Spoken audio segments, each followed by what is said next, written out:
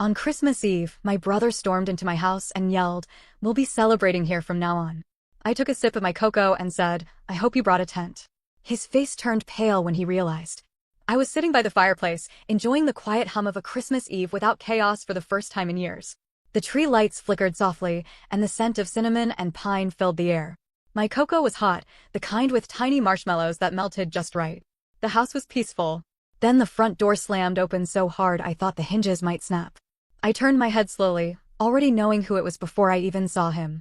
My brother, Ethan, stood there, panting, his face red from the cold or maybe from rage. His coat was half unzipped, his hands clenched into fists. His wife, Rachel, stood behind him, arms crossed, her face a tight mask of frustration. "We'll be celebrating here from now on," Ethan announced, like he was declaring war. I took a slow sip of my cocoa, savoring the warmth. "I hope you brought a tent." His face drained of color. Rachel inhaled sharply, like she was bracing for whatever was about to come next. I set my mug down on the coffee table and leaned back. Something tells me this isn't a friendly Christmas visit.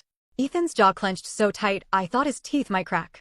I walked in on Dad and he stopped, shaking his head like he couldn't even bring himself to say it. His voice dropped. He was cheating on Mom.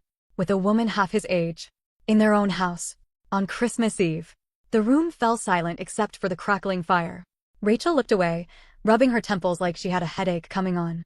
"Mom lost it," Ethan continued, running a hand through his hair. "She was screaming, throwing things, crying. Dad just stood there like an idiot, making excuses. Then she told us all to leave. Kicked all of us out. Even me and Rachel." I stared at him, waiting for the punchline. He shook his head. "She said she didn't want to see anyone. Said Christmas was ruined. Told me I had a choice, either I support her or I go live with that man." My stomach sank. Our mother wasn't one for empty threats. Ethan let out a bitter laugh. "So, yeah. We grabbed whatever we could and left. Figured we'd come here since you're the only one with a house big enough." I exhaled slowly. "And you didn't think to call first?" He threw his hands up. "I was kind of dealing with a family crisis, man." Rachel, who had been silent this whole time, finally spoke up. "Look, we'll sleep on the floor if we have to."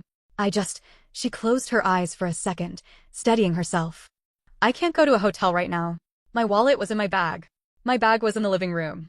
And I sure as hell wasn't about to walk back in there and grab it while your mom was throwing wine glasses at your dad's head." I pressed my fingers against my temples. This was a lot to process. "All right," I muttered. "All right, fine. But you're explaining all this to my wife." Rachel let out a breath of relief.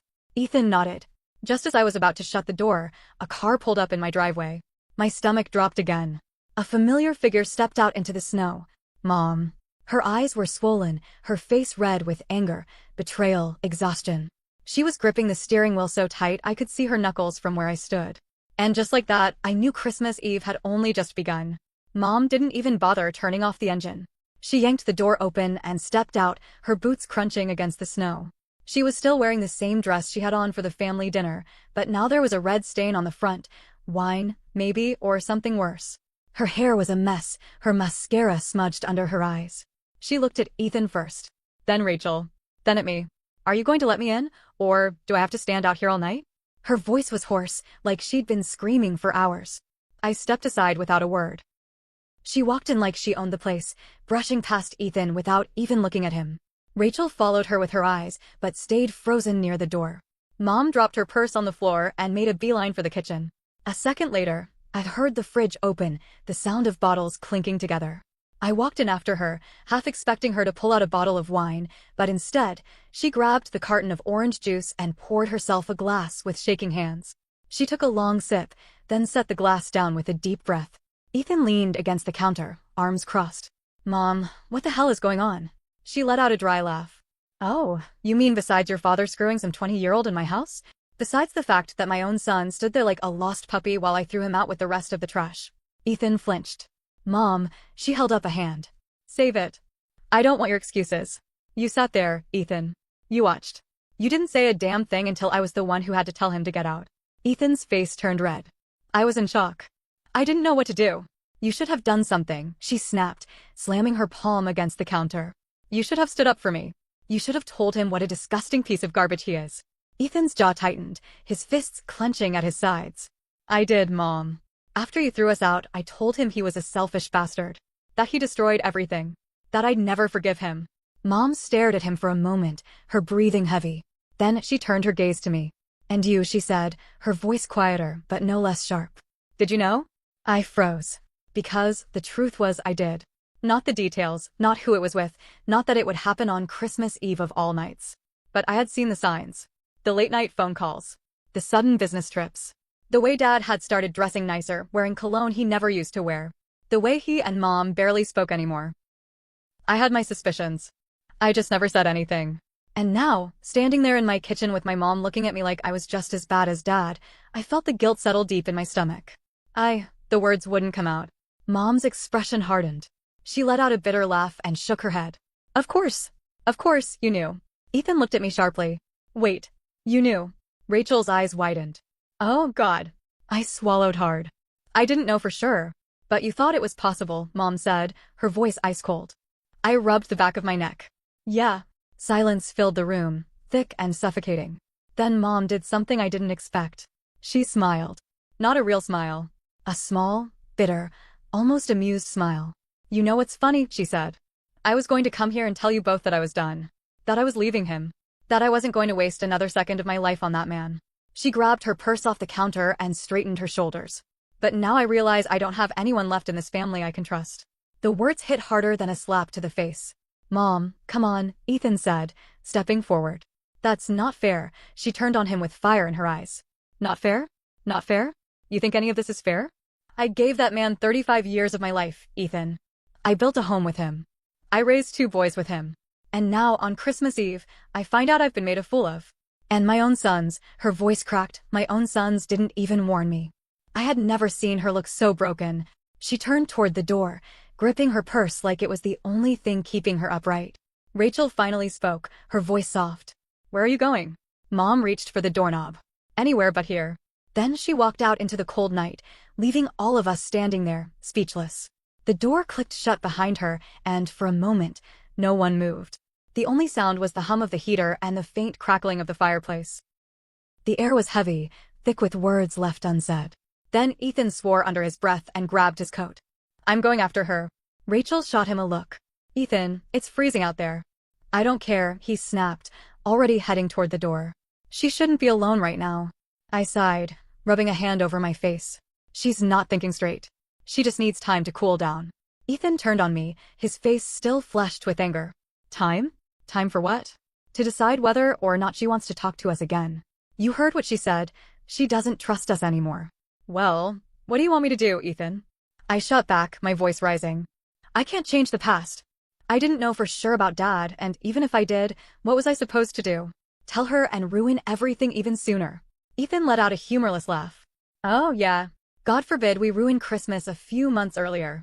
Rachel sighed, stepping between us. "Guys, stop. This isn't helping." Ethan shook his head, then turned back toward the door. "I'm going after her." Before anyone could stop him, he stormed out into the cold night, the door slamming behind him. I exhaled, pressing my fingers against my temples. "This is a disaster." Rachel crossed her arms, her face tense. "You really didn't think to tell anyone? Not even Ethan?" I gave her a tired look. Would it have changed anything? She didn't answer. For a long moment, neither of us spoke. Then my phone buzzed. I frowned, pulling it out of my pocket. "Dad." Rachel saw the name on the screen and tensed. "You're not seriously going to answer that, are you?" I hesitated. Then, against my better judgment, I swiped to accept the call. "Hello?" There was silence for a moment. Then, Dad's voice came through, low and hoarse. "She's gone." I stiffened. "What?" Dad exhaled shakily. "Your mother. She left. She took the car and just drove off." My stomach sank. Rachel's eyes widened. "What is it?" I held up a hand, focusing on Dad's voice. "What do you mean she left?" "I mean she packed a bag, grabbed the keys, and took off," Dad said, his voice unsteady. "She didn't say where she was going. Just that she was done. She said she never wanted to see me again." I swallowed. Dad let out a bitter laugh. "I deserved that, didn't I?" I didn't answer. "Listen," Dad continued. "I know I messed up. I know I don't deserve anything from her. But she's out there, and I don't know where she went, and it's Christmas Eve. I need to know she's safe." I rubbed my temple. "She was just here." Silence. Then, more urgently, "Is she still there?" I glanced at the door. "No. She left a few minutes ago." Ethan went after her. Dad swore under his breath. Damn it. We need to find her.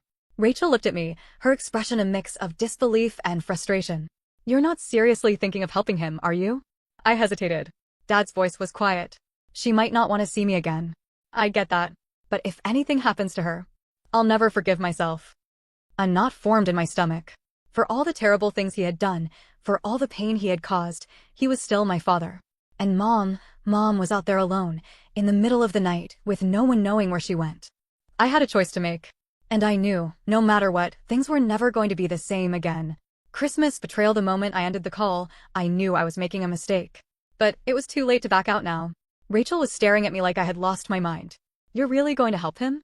I sighed, rubbing my temples. Rachel, Mom is out there, alone, at night, in the middle of winter. I don't give a damn about Dad right now. I just need to find her. She folded her arms. And if he shows up? If he tries to talk his way back in? I didn't have an answer for that. Rachel exhaled sharply. Fine, but I'm coming with you. We grabbed our coats and I grabbed my keys. As we stepped out onto the icy driveway, Ethan was nowhere to be seen. His footprints trailed down the snow-covered sidewalk, disappearing into the dark. I tried calling him. No answer. I tried calling Mom.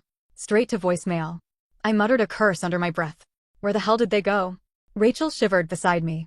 Where would your mom go when she's upset? I thought for a moment. Then it hit me. The lake house. We drove in silence, the roads empty except for the occasional passing car. The lake house wasn't far, maybe 20 minutes away, but in this weather, it felt like an eternity. I gripped the wheel tightly, my knuckles white. My mind was racing, running through every possibility. What if Mom was there? What if she wasn't? What if Ethan found her first? What if Dad did? Rachel was the first to break the silence. What are you going to say to her? I shook my head. I don't know. I just want her to know she's not alone. Rachel studied me for a moment, then nodded. Good. We turned onto the long, winding road that led to the lake house. The snow-covered trees cast eerie shadows in the headlights. As we got closer, I spotted 2 cars already parked outside. Ethan's. And Mom's. Rachel and I exchanged a glance before stepping out into the cold. The wind bit at my face as I trudged toward the cabin. The lights were on inside. Someone was there. I knocked once. No answer. I knocked again, harder. This time, the door swung open. Ethan stood there, his face flushed from the cold, or maybe from whatever argument had just taken place. His eyes were wild, his jaw tight. She's inside, he muttered. I stepped past him and saw her. Mom sat on the couch, wrapped in an old blanket, staring into the dying fireplace. She looked so small, so lost. I swallowed the lump in my throat. Mom. She didn't look at me. You shouldn't have come. I hesitated, then sat down across from her. Neither should you. She let out a weak laugh, but there was no humor in it. I just needed to get away. I glanced at Ethan. What happened? Ethan sighed, rubbing his face. She won't come home. She says she's done. Rachel, who had been quiet up until now, spoke up. Can you blame her? Ethan shot her a glare, but didn't argue. I turned back to Mom. Where will you go? She finally met my eyes. I don't know. I just know I can't stay there anymore. A painful silence settled between us. Then, another car pulled up outside. My stomach dropped. We all knew who it was before we even saw him. Dad. The front door swung open, and there he was. He looked different. His usual confidence, his smooth-talking charm, it was all gone. He looked exhausted, defeated. His coat was dusted with snow, his eyes bloodshot. Mom stiffened. Ethan took a step closer to her, like he was ready to shield her if necessary. Rachel didn't move. Dad's voice was quiet. Can we talk? Mom let out a bitter laugh. Talk? Now you want to talk. Dad swallowed hard. I know I don't deserve your forgiveness. You're damn right you don't, Ethan cut in, his voice shaking with anger. Dad looked at him. I understand if you hate me. Both of you. But this isn't about me. It's about her. He turned back to Mom. I just needed to see you. To make sure you're okay. Mom shook her head, her hands gripping the blanket tighter. You don't get to do this, Robert. You don't get to act like the concerned husband now. Not after what you did. Dad's face twisted with guilt. I know. He exhaled sharply. I ruined everything. I betrayed you. I hurt you. And I'll never be able to take it back. Mom's eyes glistened with unshed tears. Why? Her voice was barely a whisper, but it carried more weight than any scream. Dad looked away, his jaw clenched. I don't know. Ethan scoffed. Bullshit. Dad ran a hand through his hair, his shoulders sagging. I wish I had some grand excuse, some reason that would make sense. But the truth is, I was selfish. I was stupid. And I destroyed the one thing that actually mattered. Mom let out a shaky breath. Did you love her? Dad flinched. No, Mom's lip trembled. Then why was she worth throwing away 35 years? Dad's face crumpled. She wasn't. Silence. Rachel shifted uncomfortably. Ethan looked away. Mom wiped at her eyes, sniffling. You need to leave. Dad hesitated, then nodded slowly. He turned to Ethan and me. I know I don't deserve to ask for anything, but I hope one day you'll understand. Ethan's expression was stone cold. I won't. Dad looked at me. I wanted to say something, anything, but I couldn't. He nodded, like he already knew my answer, then turned and walked out into the cold. We listened as his car started, as the tires crunched against the snow, as the engine faded into the distance. Mom let out a long breath, her entire body shaking. Rachel sat down beside her, squeezing her hand. Ethan stood by the fireplace, his jaw tight. I sat there, staring at the floor, trying to process everything. We stayed at the lake house that night. No one said much. In the morning, Mom made coffee. Ethan and I sat at the table, sipping in silence. She looked at us both, then exhaled. I'm going to file for divorce. Ethan nodded. Good. I swallowed the lump in my throat. What do you need from us? She smiled sadly. Just to know I'm not alone. And for the first time in a long time, I knew she wasn't. None of us were. Christmas was different that year. No big family dinner. No presents under the same tree. No pretending everything was perfect. But somehow, despite everything, it felt real. And maybe that was enough.